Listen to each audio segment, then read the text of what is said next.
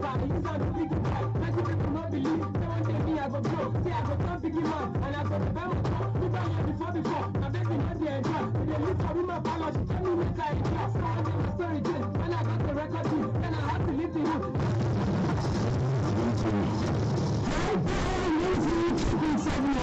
The voice that echoes through every home, every heart. From the streets to the studio, the real talk, real music, and real news. We are not just a station, we are a movement. High Flyer 102.7 FM, the pride of the people.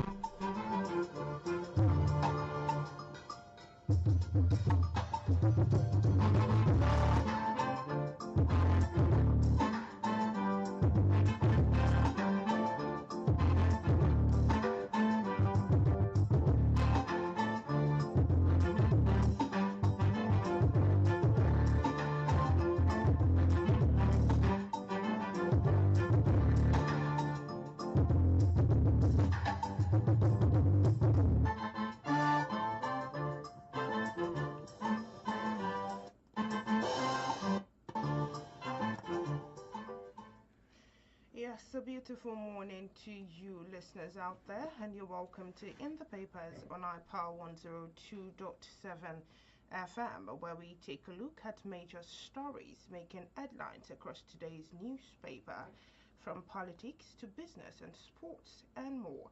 We will be bringing you highlights from the front page and what they mean to you. My name is Inioluwa and with me on the program is Florence E. Barrymore. But before we get straight into stories making headlines today, we will take a short break.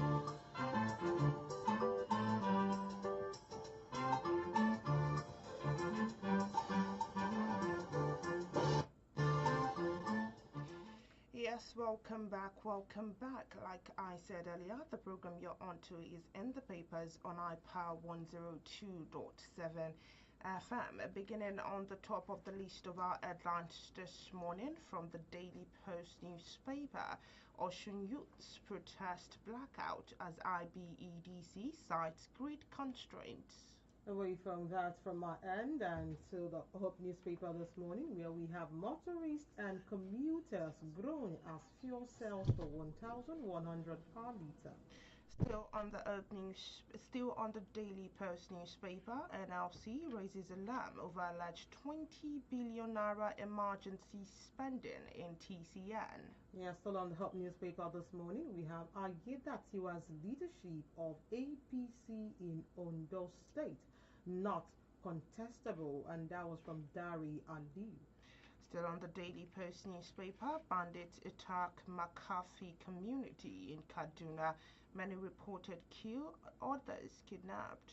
Yeah, still taking headlines from the Hope newspaper this morning. We have Tinubu celebrates women on International Women's Day. And to the Premium Times newspaper, again, Dangote refinery raises petrol gantry price as Iran conflict rattles oil market. Yes, still on the pages of the Punch newspaper. Away from the Hope newspaper this morning, we have PSC rejects 5 million naira promotion bribery claim, considers lawsuit. And to the Daily Trust newspapers, lawyers ADC to ICPC charge or release El Rufai. Yes, still on the pages of the Punch newspaper this morning, talking the Awujales too. Royal family seeks recognition of lineage rights. And to the Daily Trust newspaper, talking impeachment, Kwankwasia tenders document showing 1.1 billion naira was released with government's approval. Still on the pages of the Punch newspaper from my hand, talking security. Lagos replaces 40 street lights on highways. And still on the Daily Trust newspaper, Army dismisses reports on murder of 40 soldiers in Borno. Yes, sir. Taking headlines from the Punch newspaper, I said we have a coalition demands FG charge or release El Rufai. And on this day newspaper, talking FAC reconciliation, NNPC consultants failed to agree on 42.3 billion dollars on the remittance to Federation. Talking NNPC rising fuel price. NNPC may supply foreign crude to Dangote refinery, and that was from the Punch newspaper. Still talking headlines in this day newspaper, Iran picks Mojtaba Khamenei's son as new supreme leader. Oil price exceeds $115. Still on the pages of the Punch newspaper this morning, we have top warns of regional spillover from Israel-Iran war. Still on this day newspaper, First Lady Akpabio, CDAX, UBA, other leaders mark International Women's Day. Yes, and with that, we'll go on a very short break. When we come back, we start with the major stories from today's headlines.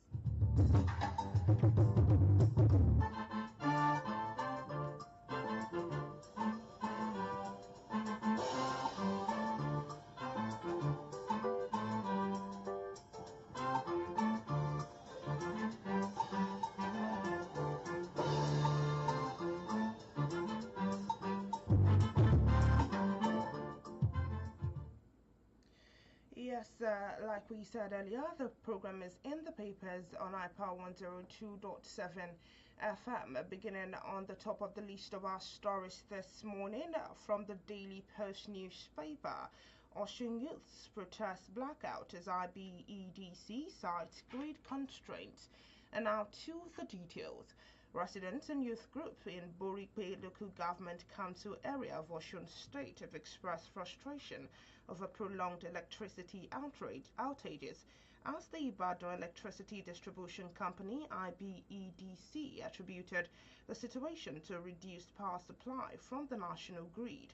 The Nigerian Youth Congress Borikpe chapter said the persistent blackout had negatively affected homes, businesses, and educational activities in the area. In a statement issued in Oshogbo, the group coordinator Ahmed Oyetunje said communities within the local government had endured weeks of unstable power supply. According to him, the absence of electricity has disrupted economic activities and daily lives of residents. He said, and I quote, "For weeks, our communities have been subjected to prolonged blackouts, causing serious hardship to residents, business owners, students, and artisans." He added that electricity remained a critical factor in economic growth and public safety, stressing that its absence had slowed business activities across the local government. Oyetunji also noted that many small-scale entrepreneurs had resorted to alternative sources of energy to keep their business running.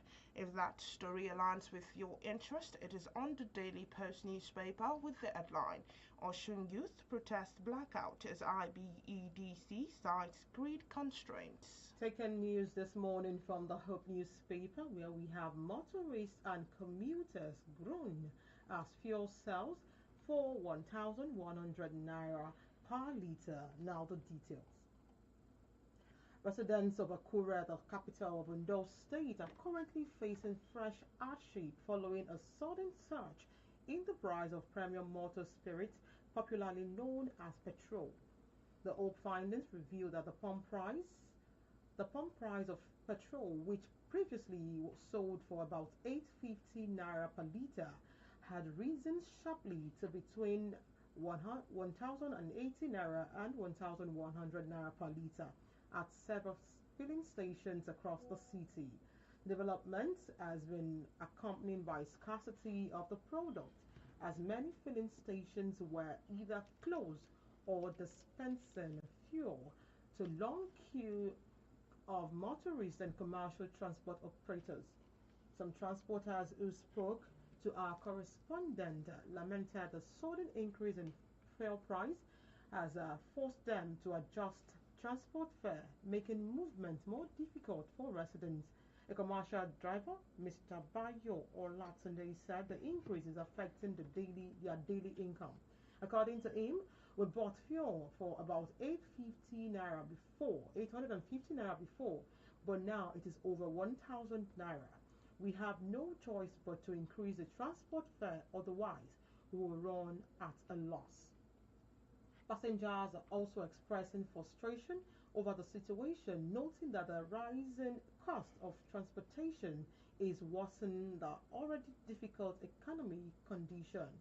A trader at Ojaoba Market, Mrs. Funke Adeyemi, said the development would further increase the cost of goods and services.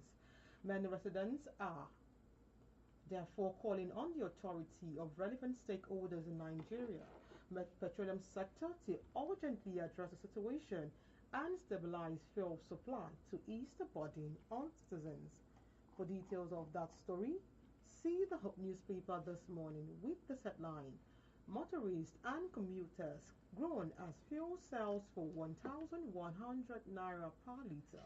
Still on the Daily Post newspaper, NLC raises alarm over alleged 20 billion naira emergency spending in TCN. And now to the details.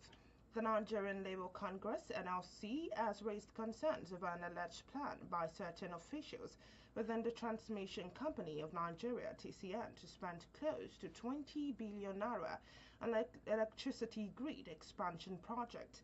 The Labour Union claimed that the proposed expenditure reportedly been pursued under the label of emergency refurbishment appears to be a scheme aimed at diverting funds from the financially strained power utility.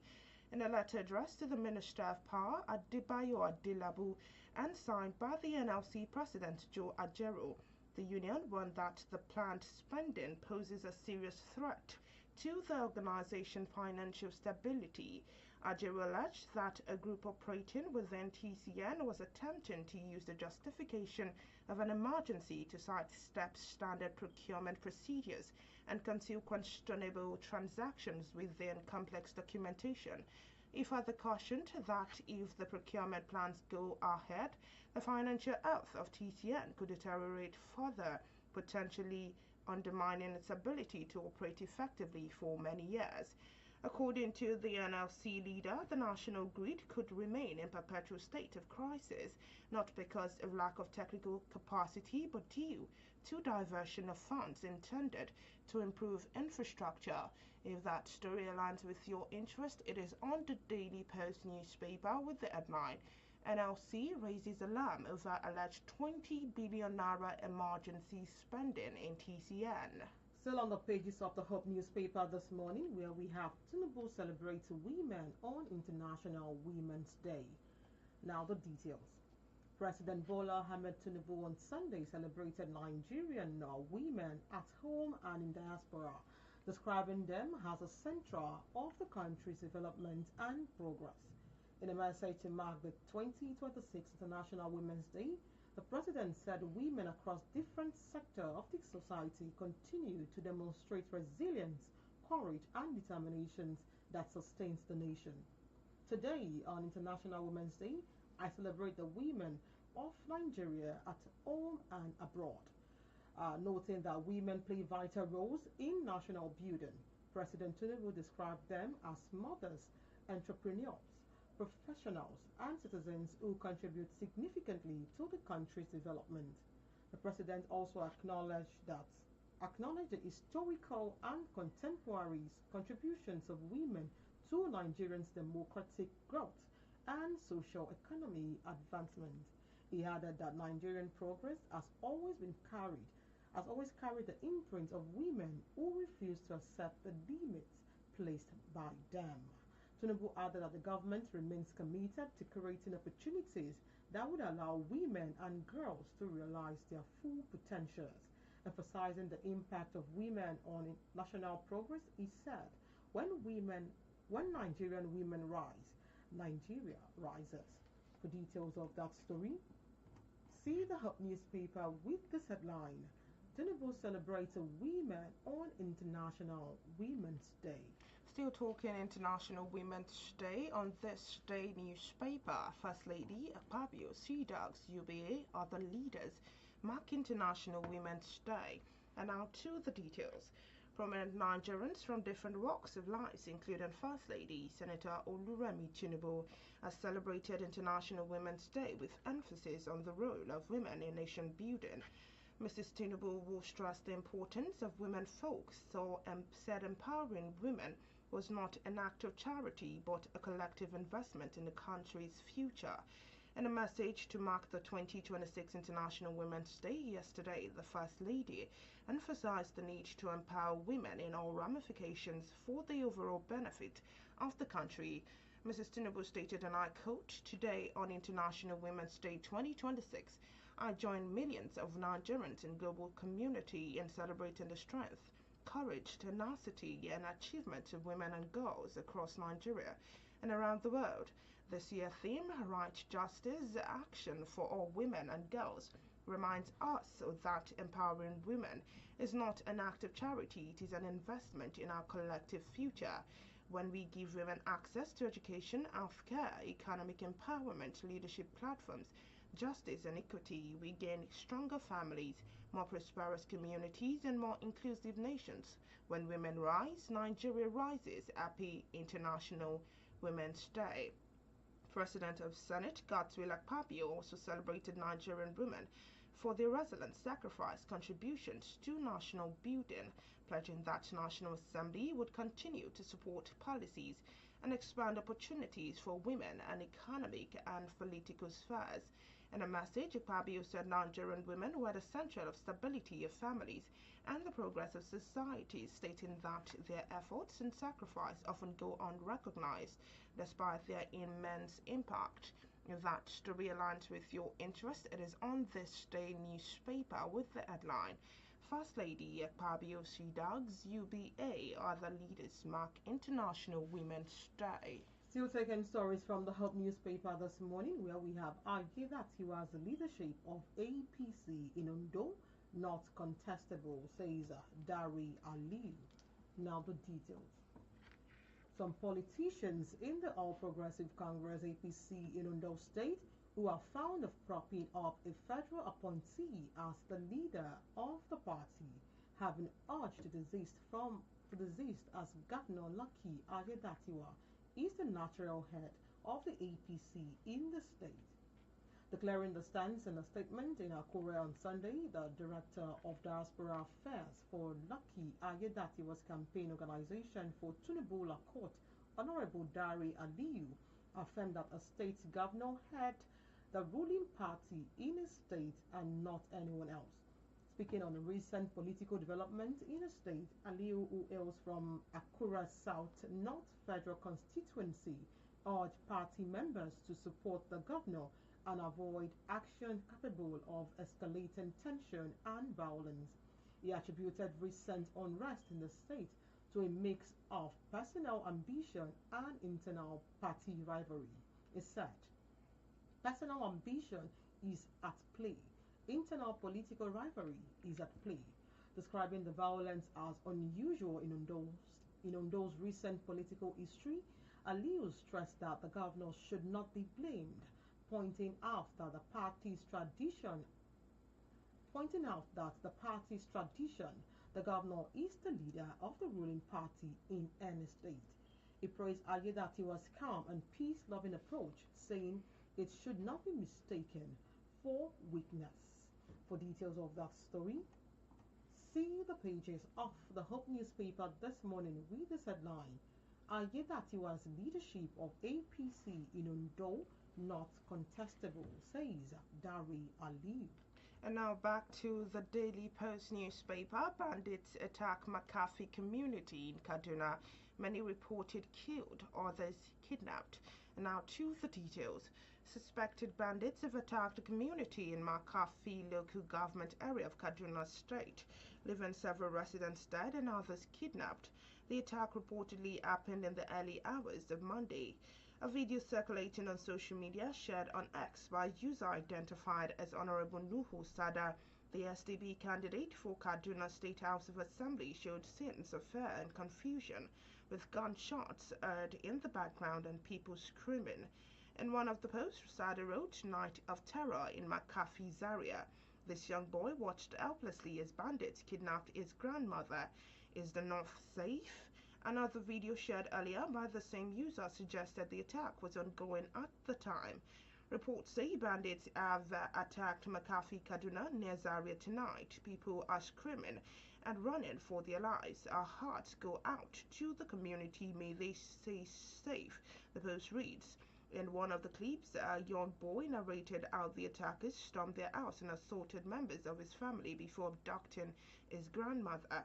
According to him, the gunman hit a woman with the edge of the gun and slapped another woman in the house before taking his grandmother away. He said, and I quote, "When they came, my grandmother asked me to give them our phones, which I did. They slapped the wife of the house and injured a woman with the edge of the gun before taking my grandmother." He added that the attackers left the area through the Tashan Maliki direction after the raid. The video also showed residents shouting and running as gunshots rained in the background, while a voice could be heard warning people not to move around. If that story aligns with your interest, it is on the Daily Post newspaper with the headline, "Bandits attack McAfee community in Kaduna. Many reported killed, others kidnapped." You're still listening to us from iPower 102.7 FM, and the program is In the Papers, your daily nugget for news making major headlines in today's newspaper. You can reach us on our studio line, 08165524699, for contributions and comments on stories read so far this morning. Or you can reach us on our social media handles on Facebook, Instagram, X, and TikTok as iPower1027. We'll go on a very short break. When we come back, we continue the rest of the stories for today.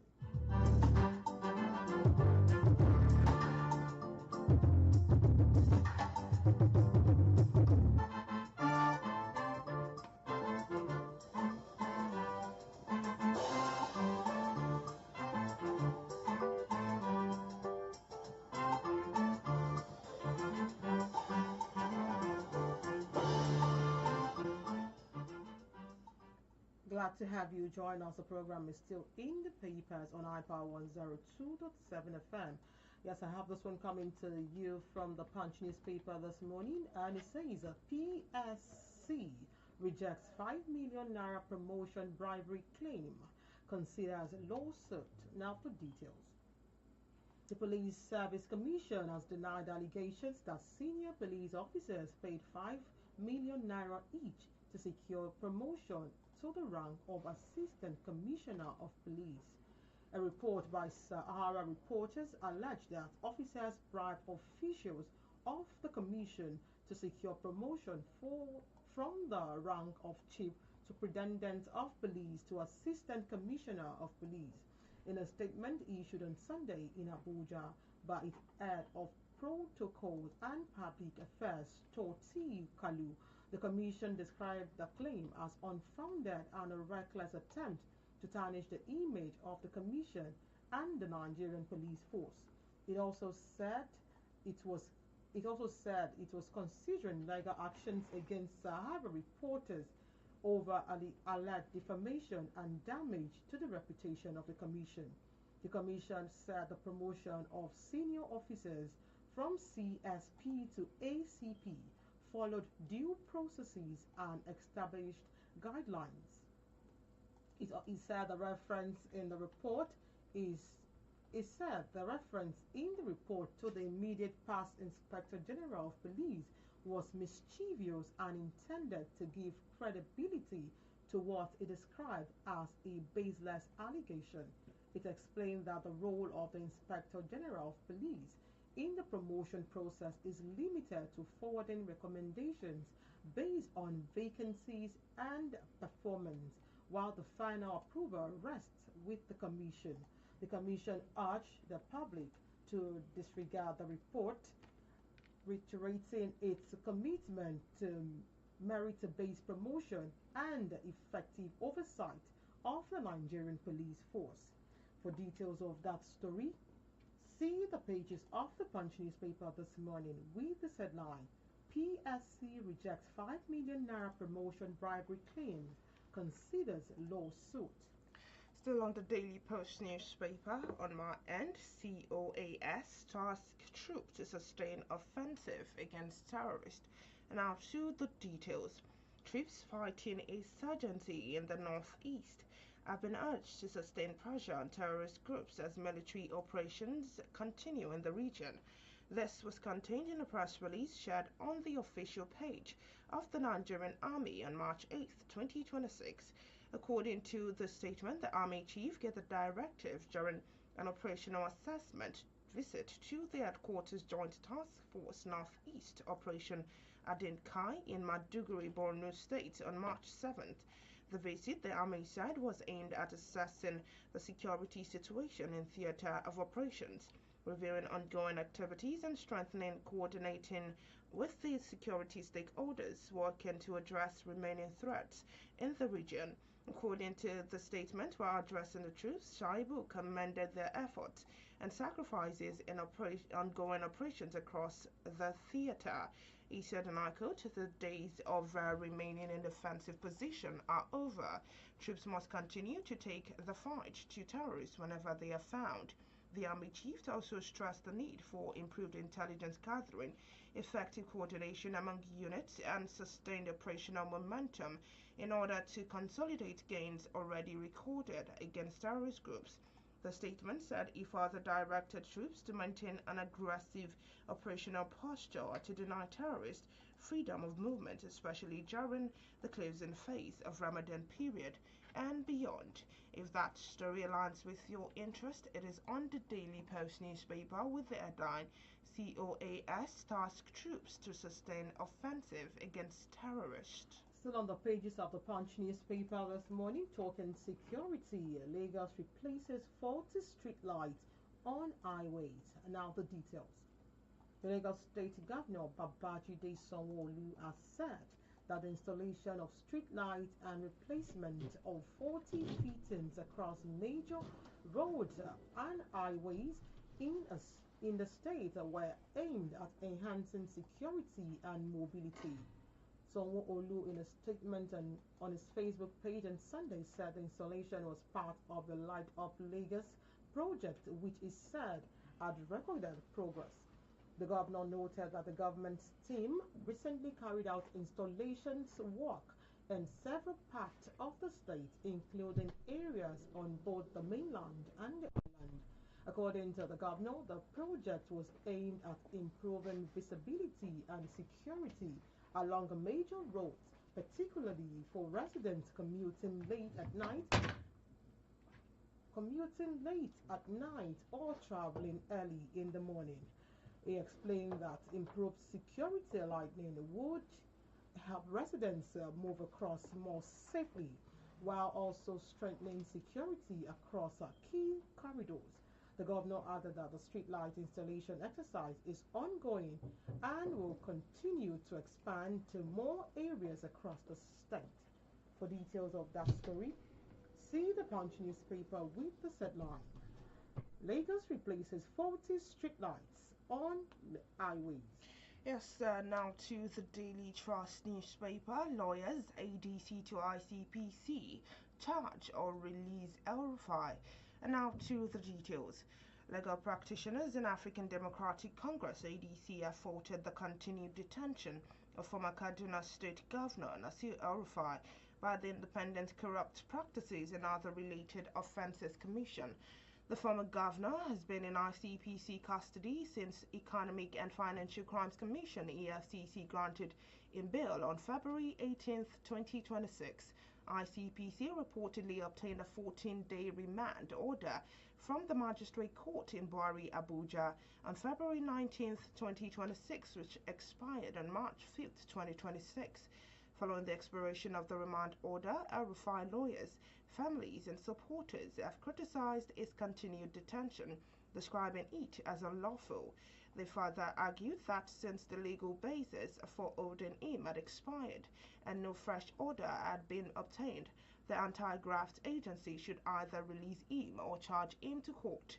Bello El-Rufai, the former governor's son, said in a statement recently that the 14-day period has now ended.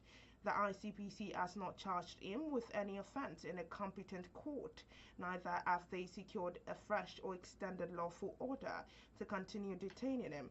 He said, and I quote, "The path forward is clear and logical. Release him immediately." El-Rufai's lead counsel, Mr. Ubong Akpan, had also petitioned the chairman of the ICPC, demanding 15.6 billion naira in damages over what he described as the former governor's illegal detention and violation of his fundamental right. If that story aligns with your interest, it is on the Daily Trust newspaper with the headline, "Lawyers ADC to ICPC charge or release El-Rufai." Away from the Punch newspaper from my end, and now to the Nation's newspaper, where we have NAN's workers alert on invasion of property. Now the details. Employees of the News Agency of Nigeria have petitioned Oyo State Real Property Protection Agency on the invasion of their landed property in Ibadan. Non-employees in a petition to their solicitor Ademola Shodamade and dated December 11 alleged breach of peace, threats to life, and malicious damage by land speculators. The petition listed Mr. Abdul Rahman Balogun, Mrs. Oluwamayowa Indi, and Mr. Adewale Owade among the owners of the land. They said some land speculators, alleged led by Kazim Abija, invaded the properties without authorization, removing all beacon and signposts. The employees said they purchased 35 hectares of land at the Butubutu village of Onuara local government of Oyo State between 2013 and 2014. Consequently, they appeal to the agency to stop the illegal activities of the land speculators on the properties. Copies of the petition, including agreement of purchase, land survey, photocopies of the land, and other documents were submitted to Olubada Committee on Land Grabbing, Office of the Deputy Governor, as well as the spokesman to the Governor, among others.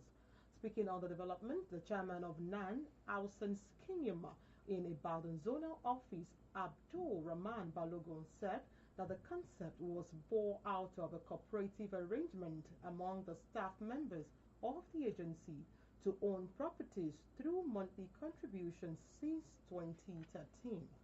For details of that story, see the Nation's newspaper this morning with this headline, "NAN workers alert to invasion of properties." Still on the Daily Trust newspaper, on my end, talking impeachment. Kwankwasi attendance document showing 1.1 billion naira was released with governor's approval. And now choose the details. The Kwankwasi political movement in Kano State has countered allegations of misappropriating 1.1 billion naira against the deputy governor of the state, Aminu Abdusalam Gwazo, saying it has documents showing the said money was released with the approval of Governor Abba Yusuf. The State House of Assembly has recently served impeachment notice to the deputy governor over allegations of gross misconduct, abuse of office, and breach of public trust. In the impeachment notice signed by 38 out of 40 lawmakers in the assembly, Gwazo was accused of financial impropriety during his tenure as Commissioner for Local Government and his current role as Deputy Governor. However, documents dated between April and June 2024 revealed a different narrative. The official document released by the movement and cited by newsmen showed that the controversial 1.1 billion naira allocation for water and drug supplies across the 44 local government councils was duly approved by the governor. On the 15th of April 2024, the Association of Local Government in Nigeria, ALGON, Kano State Chapter, wrote to the Ministry of Local Government requesting funds to address acute water shortages and drug supplies. The request was endorsed by the Deputy Governor and later escalated to the Governor.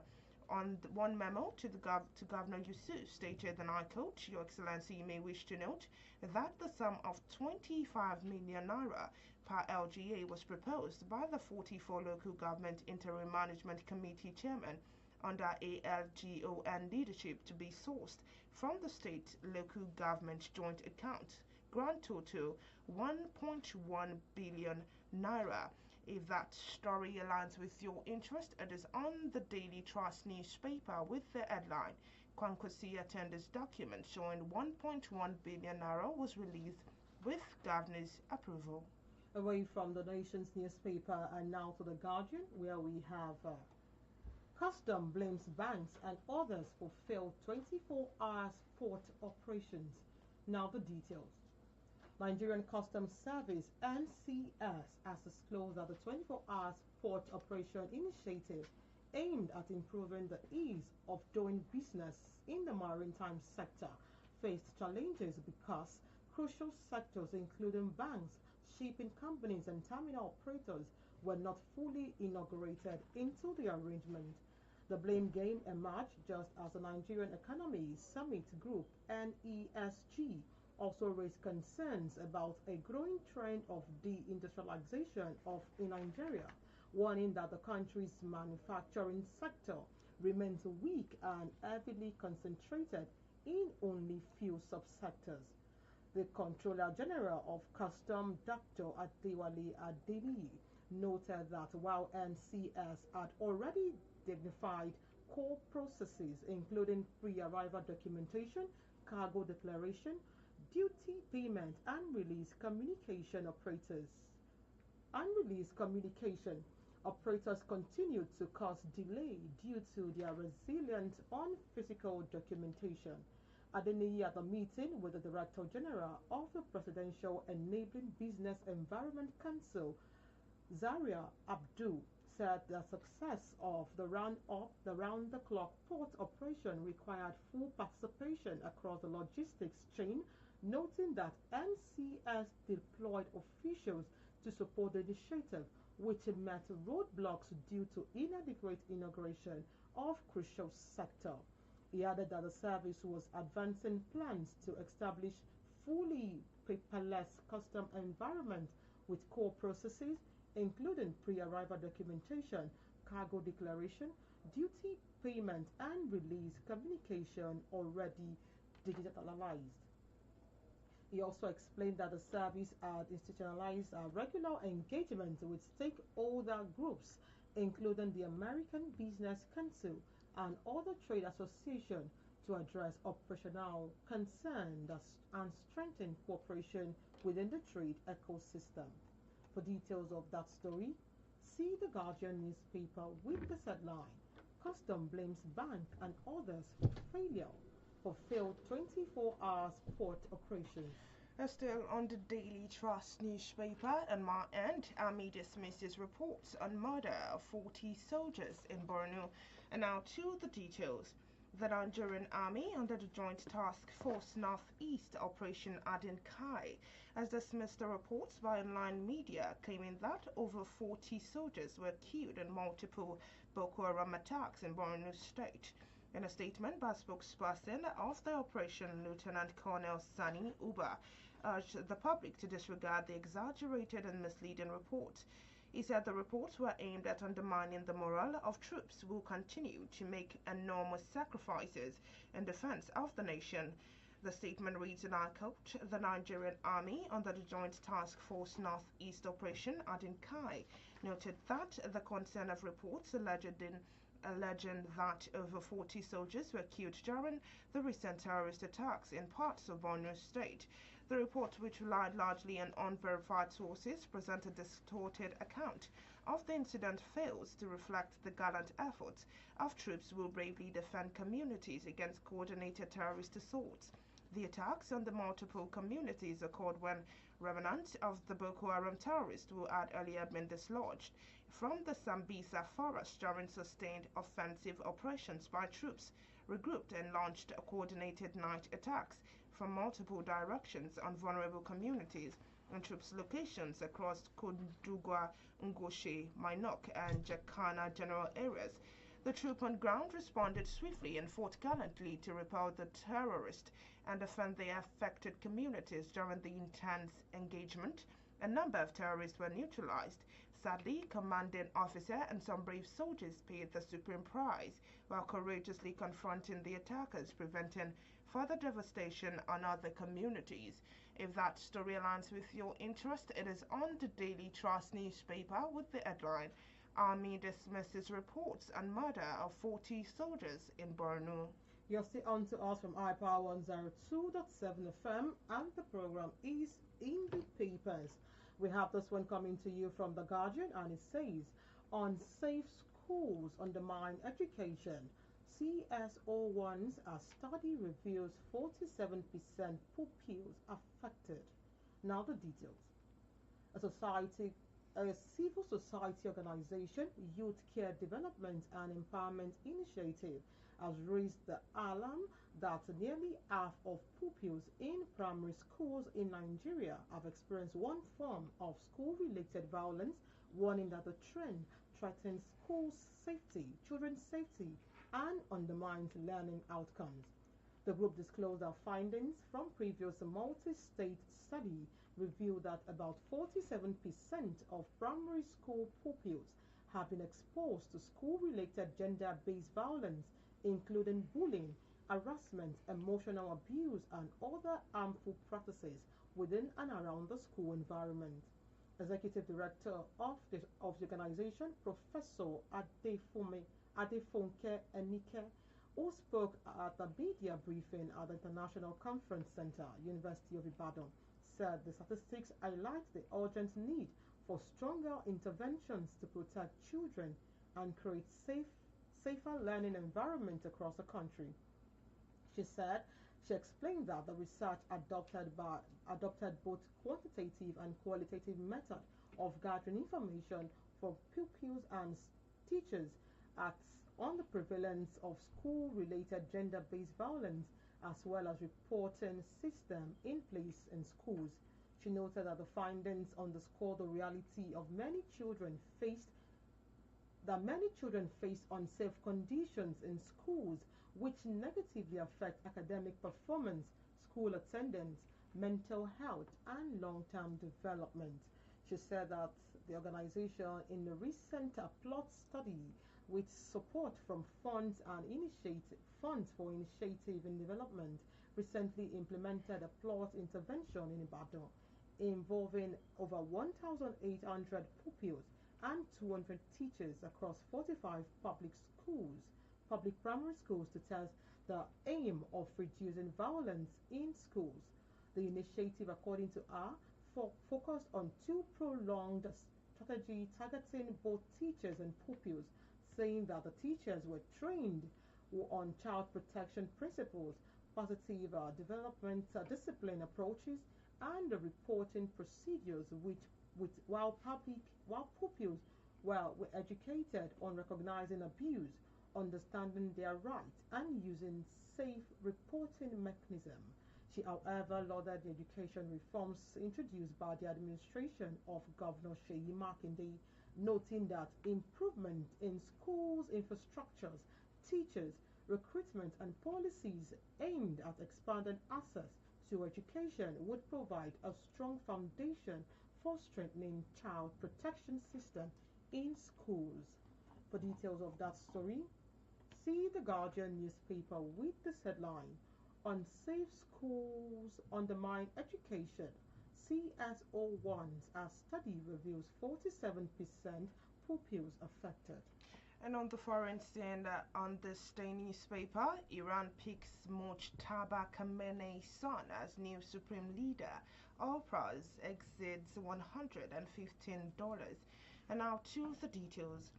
Mojtaba Khamenei, the second son of late Iranian supreme leader Ayatollah Ali Khamenei, was yesterday chosen as his successor, according to Iranian state media, putting an end to speculations as the country's war with US and Israel entered its ninth day. Members of the clerical body responsible for selecting Iran's highest authority announced the decision calling on Iranians to rally behind him and preserve national unity, with the assembly saying Khamenei had been chosen through what it described as a decisive vote. The body urged citizens across the country, especially the elites and the intellectuals of the seminaries and universities, to pledge allegiance to the new leadership and safeguard unity at the critical moment of Iran. The move could lead a further escalation of the war, given that Donald Trump had already acknowledged that Mojtaba Khamenei was the most likely successor and made clear that he considered such an outcome unacceptable. Mojtaba Khamenei's elevation marked the first time since 1979 Islamic Revolution that Iran's supreme leadership has passed from father to son. It is a development likely to ignite debate inside Iran about emergence of dynastic system in the state founded explicitly to overthrow hereditary rule after the Shah. Ayatollah Ali Khamenei, who ruled for 37 years, was killed in the US-Israeli strike on Tehran on February 28, on the first day of the war with Iran. From many analysts, Mojtaba Khamenei's appointment is a symbolic move designed to make the regime still appear strong and determined not to bow to Western pressure. The 57-year-old cleric has never held elected office nor formally occupied a senior position within Iran's government, and has spent much of his life at the center of power in Iran while remaining largely out of public view.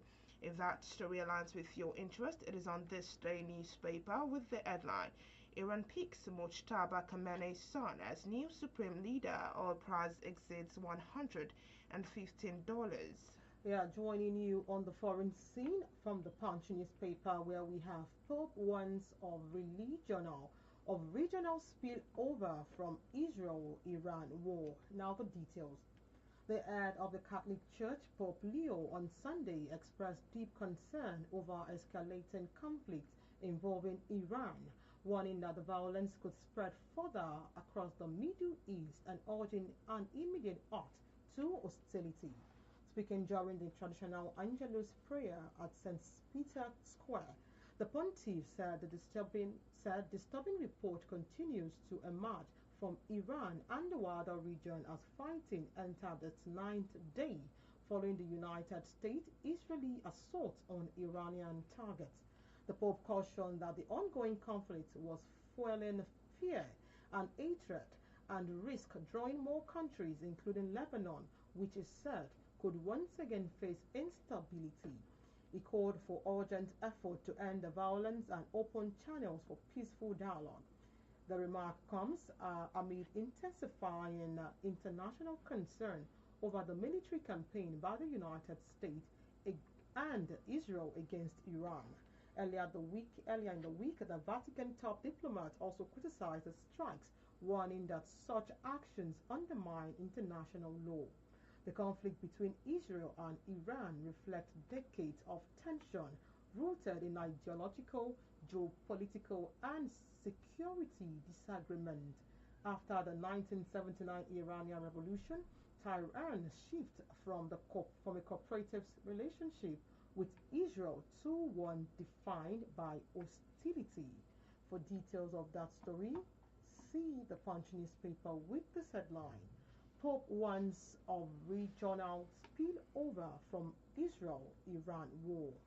And still on this day newspaper, talking FARC reconciliation, NNPC consultants failed to agree on $42.3 billion under remittance to Federation. And now to the details. Nigeria's long-running efforts to reconcile oil revenue due to the Federation account has hit another obstacle after Nigerian National Petroleum Company Limited, NNPC Limited, and Periscope and consultants engaged by the federal government and governors to review the company's account failed to agree on $42.3 billion liability believed to be owed to the Federation. The disagreement was disclosed in a FARC post-mortem subcommittee report for February 2026 and by Newsman, which reviewed outstanding reconciliation issues involving revenues generated by key government agencies.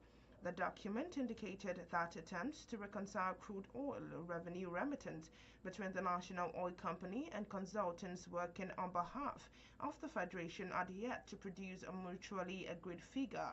The $42.3 billion is aside from the 210 trillion naira discrepancies currently being investigated by the National Assembly.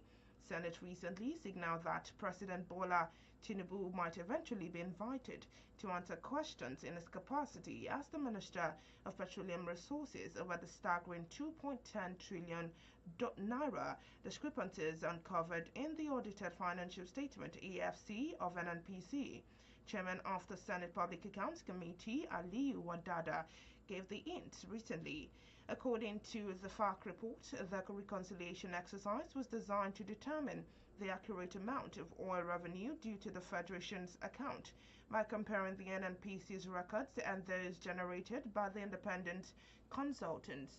If that story aligns with your interest, it is on this day newspaper with the headline NNPC consultants failed to agree on $42.3 billion on the remittance to Federation. Taking headlines from the nation's newspaper, Talking Fan, echoes of cashless policy. Now the details. It is heart refreshing. President Bola Tinubu suspended the cashless payment system at airport toll gates barely 3 days it came into force due to inconveniences it brought to bear on the public. But events leading to the president's intervention brought back sad memories of the ill-fated Naira redesign and cashless policy of the Central Bank of Nigeria (CBN). The redesigned policy, which was passed to replace the old 200 naira, 500 naira, and 1,000 naira with new ones at January 31st, 2023, has declined. In other components, targeted reduction of the cash in circulation by pegging weekly cash withdrawal to 500,000 and 5 million for individuals and corporate organizations respectively. The aim was to aid the CBN design and implement a better monetary objective, take control of currency in circulation, and address the hoarding of naira outside the banking system. This was in addition to checking counterfeiting of the high denomination of the naira note. The commencement date was primed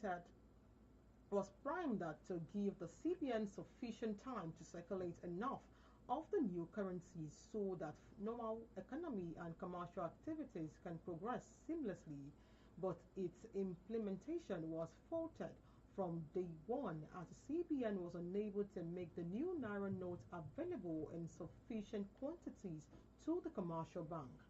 Acute scarcity ensued even as both old and new currencies circulated concurrently, excruciating hardship and all manners of sharp practices loomed largely. Citizens could hardly access the new Naira note as at the deadline approached. There was confusion everywhere with normal life endeavors seriously threatened. Faced with the hopelessness which the situation printed, the CBN was compelled to extend the deadline to February 10, 2023, but that never brought a peace. Rather, it became a problem to the chain of events that exposed all the wrongs with policies, planning, and implementation in this country. For details of that story, see the nation's newspaper with this headline, Echoes of Cashless Policy. The program you're on to is in the papers on iPower 102.7 FM. At the time has come for us to call it a wrap on the program this morning. But before we do that, we'll go on another short break.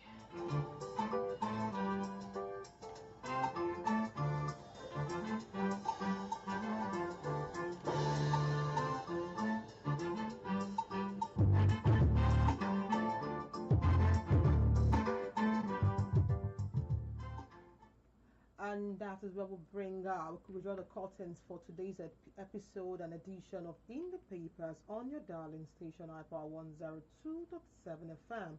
We hope we've been able to keep you informed and up to date about happenings within and outside Nigeria. Remember, the news is not just about writing on the pages, but it's how it affects the lives, our community, and the future of our nations. This has been in the papers. I am Florence E. Barima, and with me on this ride was Inioluwa Adekoya. Many thanks for listening. Do join us tomorrow for another edition of In the Papers, and also we implore you to keep it locked on IPA 102.7 FM as we have list of endless, entertaining, educative, and informative programs outlined for your listening pleasure. Good morning. Good morning.